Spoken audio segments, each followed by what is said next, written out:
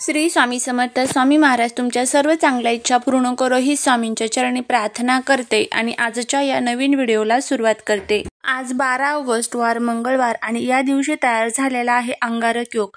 ज्यावेळेस मंगळवारी संकष्टी चतुर्थी येते त्यावेळेस त्याला अंगारकी संकष्टी चतुर्थी या नावाने ओळखले जाते.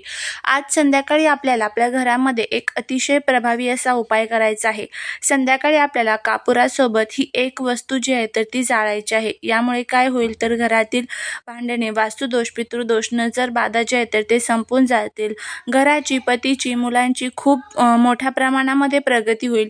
असा हा प्रभावी उपाय आज आपल्याला करायचा आहे. आता हा उपाय कसा करायचा, कोणत्या वेळेमध्ये करायचा याबद्दलची संपूर्ण माहिती आज या व्हिडिओमध्ये मी तुमच्यासोबत शेअर करणार आहे. त्यामुळे तुम्ही हा व्हिडिओ स्किप न करता शेवटपर्यंत पाहत राहा. चॅनलवरती नवीन असाल तर सबस्क्राईब करा आणि असेच माहितीपूर्ण नवनवीन व्हिडिओ बघण्यासाठी बेल आयकॉनलाही प्रेस करा. म्हणजे जेव्हा कधी मी नवीन व्हिडिओ अपलोड करेल त्याचं नोटिफिकेशन सर्वात अगोदर तुम्हाला मिळेल आणि तुम्ही एक पण व्हिडिओ मिस करणार नाही. त्याचबरोबर कमेंटमध्ये ओम गम गणपते नमः लिहिला अजिबात विसरू नका. आज दिवसभरामध्ये किंवा जेव्हा केव्हा तुम्हाला वेळ भेटेल तेव्हा तुम्हाला श्री गणेशाचं आज विधिवत पूजन करायचं आहे. गणेशाची मूर्ती तांब्यामध्ये घ्यायची आहे. त्यानंतर मूर्तीवरती पाण्याने अभिषेक करायचा आहे. 11 वेळेस, 21 वेळेस किंवा 51 वेळेस तुम्ही हा अभिषेक करू शकता. त्यानंतर हे तीर्थ जे आहे तर ते मुलांना पिण्यासाठी द्या. दुर्वा, गंध, फुलं, अक्षदा, त्याचबरोबर जास्वंदीचं फूल किंवा गुलाबाचं एखादं फूल हे तुम्हाला आज श्री गणेशाला समर्पित करायचं आहे. नैवेद्यामध्ये तुम्ही गुळ खोबऱ्याचा नैवेद्य, त्याचबरोबर किंवा मग लाडवांचा नैवेद्य किंवा मोदक जे असतात तर त्या मोदकांचा नैवेद्य तुम्ही आज श्री गणेशाला समर्पित करू शकता. तुम्हाला काहीच शक्य नाही आहे करणं तर फक्त साखर जी असते तर ती सुद्धा तुम्ही नैवेद्यामध्ये ठेवू शकतात. देव हा फक्त आपल्या भक्तीचा भुकेला असतो. आपण किती श्रद्धेने, किती भक्तीने आपण देवाची पूजा करतो हे महत्त्वाचं असतं. आपल्या मनामध्ये भाव असेल तर आपण फक्त नाव जरी घेतलं तरी आपल्याला त्याचे जे पुण्य आहे तर ते मिळत असतं. तर या सर्व गोष्टी आज करायच्या आहेत. त्याचबरोबर घरामध्ये आज सकाळ संध्याकाळ तुम्हाला काही स्तोत्रांचं पठण करायचं आहे. दिवसभरामध्ये सुद्धा तुम्हाला ज्या वेळेत भेटेल टाईम त्या वेळेमध्ये तुम्ही करू शकता. तर त्यामध्ये तुम्ही गणपती अथर्व शीर्षम, गणेश संकटमोचन स्तोत्र, मारुती स्तोत्र, कारण आज मंगळवार देखील आहे त्यामुळे हनुमानाची सेवा ही आवर्जून करावी. त्याचबरोबर हनुमान चालीसा ह्या सर्व ज्या स्तोत्र आणि मंत्र आहेत तर त्याचं पठण आवर्जून करा. त्याचबरोबर तुमच्या आजूबाजूला जर कुठे गणपतीचं मंदिर असेल तर मंदिरामध्ये आज तुम्हाला दुर्वा आणि एक नारळ जे आहे तर ते अर्पण करायचं आहे. या सर्व साध्या साध्या छोट्या छोट्या गोष्टी असतात. या गोष्टी जर आपण केल्या तर याचा आपल्या घरावरती, पतीवरती, मुलांवरती खूप चांगला परिणाम जो आहे तर तो पडत असतो. तर या सर्व गोष्टी करण्याचा आज प्रयत्न करा. आता आपल्याला हा जो उपाय आहे तर तो कशासाठी करायचा आहे बघा.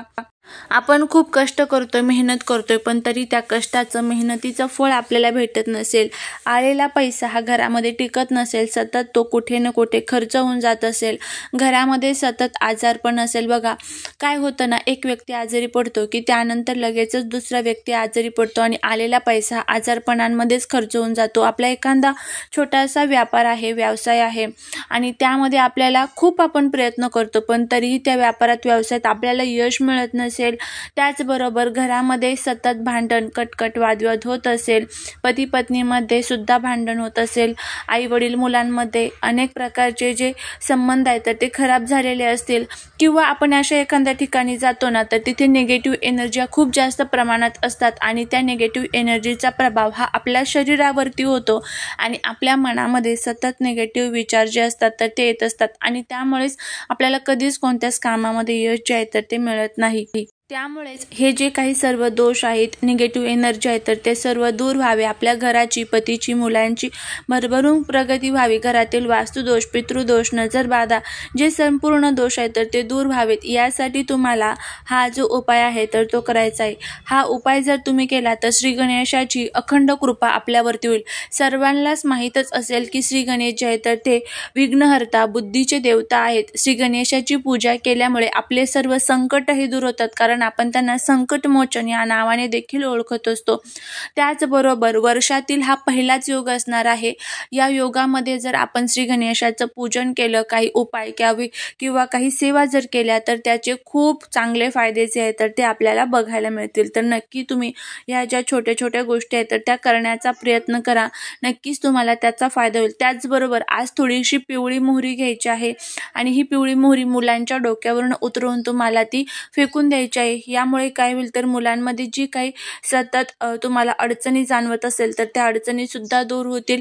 श्री गणेशाची कृपा आपल्या मुलांवरती होईल। घरातील प्रत्येक व्यक्तीवरनं सुद्धा तुम्ही ही पिवळी मोहरी जी आहे तर ती उतरवून फेकून देऊ शकता। तर नक्की हा पण उपाय तुम्ही करून बघा। त्यानंतर तुम्हाला ह्या उपायासाठी काय करायचं आहे, संध्याकाळी 5 ते जो 7चा कालावधी असतो, ज्याला आपण गोधुली बेला म्हणजे दिवस आणि रात्र ज्या वेळेमध्ये एकत्र येते त्याला गोधुली बेला म्हटलं जातं, त्या वेळेमध्ये तुम्ही हा उपाय करा। किंवा मग जर तुम्हाला नाहीच या वेळेमध्ये शक्य तर तुम्ही रात्री 12 वाजेपर्यंत कधीही हा उपाय जो आहे तर तो करू शकता। आज चंद्रोदयाची जी वेळ आहे तर ती रात्री 9 वाजता असणार आहे, त्यामुळे 9 नंतर तुम्ही उपवास जो आहे तर तो सोडायचा आहे। आता यासाठी तुम्हाला काय करायचं आहे, स्वच्छ हातपाय धुवून घ्यायचे आहे। संध्याकाळी तुम्ही ज्या वेळेमध्ये हा उपाय करणार आहात त्या वेळेमध्ये देवघरामध्ये एक छान दिवा प्रज्वलित करून घ्यायचा आहे। तुळशीसमोर एक दिवा लावायचा आहे। आपला जो मुख्य दरवाजा आहे तर त्या मुख्य दरवाजात सुद्धा हा दिवा लावायचा आहे एक।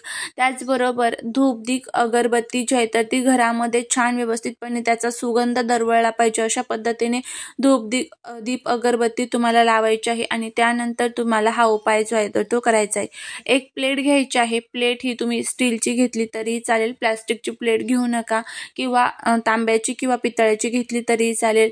त्यामध्ये तुम्हाला खोबरं जे असतं म्हणजे आपण सुकं खोबरं जे भाजीसाठी वापरतो बघा, तर त्या खोबऱ्याचा छोटासा तुकडा किंवा अख्खी सगट जर वाटी तुम्हाला शक्य असेल घेणं तर अख्खी सगट वाटी जी आहे तर ती तुम्हाला घ्यायची आहे। छोटीशी घेतली तरी चालेल, पण नाही आपल्याला सगट वाटी घेणं शक्य तर खोबऱ्याचा छोटासा तुकडा जो असतो तर तो तुम्हाला घ्यायचा आहे। त्या प्लेटमध्ये तुम्हाला तो ठेवायचा आहे। त्यावरती तुम्हाला 5 ते 6 कापूरच्या वड्या ज्या असतात ना तर त्या ठेवायच्या आहे। भीमसेनी कापूर असेल तर अतिशय उत्तम, नाही तर आपला साधा कापूर जो असतो तर तो ठेवला तरी चालेल। त्यासोबतच थोडंसं गावरान जे गाईचं तूप असतं बघा, तर ते तुम्हाला थोडंसं टाकायचं, एक अर्धाचा चमचा जरी तुम्ही टाकलं किंवा 2-3 थेंब जरी टाकले तरीही चालेल। आता तुम्हाला काय करायचं आहे, हा जो कापूर आहे तर तो दिव्याच्या साहाय्याने प्रज्वलित करून घ्यायचा आहे आणि त्या खोबऱ्यासोबत तुम्हाला तो ठेवायचा आहे। आणि जोपर्यंत हा कापूर आणि खोबरं जळत आहे तोपर्यंत तुम्हाला ओम श्रीम विघ्नहरताय नमः, ओम श्रीम विघ्नहरताय नमः या मंत्राचं पठण करत राहायचं आहे। कापूर आणि खोबरं त्याची आग जी आहे तर ती शांत झाली की त्यानंतर तुम्हाला हे खोबरं जे आहे तर ते निर्मल्यामध्ये फेकून द्यायचं आहे। कारण आपल्या घरातील जे काही विघ्न, संकटे, दोष, दारिद्र्य, अडचणी आहेत तर त्या खोबऱ्यामध्ये समाविष्ट झालेले आहे। परत सांगते, जर शक्य असेल तर एक खोबऱ्याची वाटी घेण्याचा प्रयत्न करा, पण नाही शक्य तर मग तुम्ही खोबरं छोटंसं घेतलं तरीही चालेल, तुकडा घेतला तरीही चालेल। तर अशा पद्धतीने आपल्याला हा जो उपाय आहे तर तो करायचा आहे। अगदी साधा सोपा उपाय आहे। हा उपाय जर तुम्ही केला तर नक्कीच घरातील सर्व अडचणी ज्या आहेत तर त्या तुम्हाला दूर होताना दिसून येईल। त्याचबरोबर अजून एक पुढचा एक छोटासा उपाय सुद्धा तुम्ही या दिवशी करू शकता। तर तुम्हाला एक छोटी सुपारी घ्यायची आहे। ती सुपारी तुम्हाला तुमच्या देवघरामध्ये ठेवायची आहे आणि देवघरामध्ये त्याचं तुम्हाला पूजन करायचं आहे। तुमच्या ज्या काही अडचणी असेल त्या अडचणी तुम्हाला तिथे त्या सुपारीच्या समोर व्यक्त करायची आहे आणि त्यानंतर तुम्हाला ही सुपारी आपल्या संपूर्ण घरातून फिरून पाण्यामध्ये प्रवाहित करायची आहे।